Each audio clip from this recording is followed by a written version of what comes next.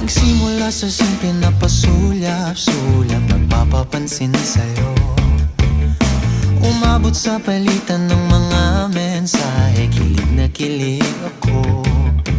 Kumusta, kain na, hello, magandang umaga. Ingat ka, pahinga, huwag kang masyadong magpupuyat pa. Naramdaman ng puso na dahan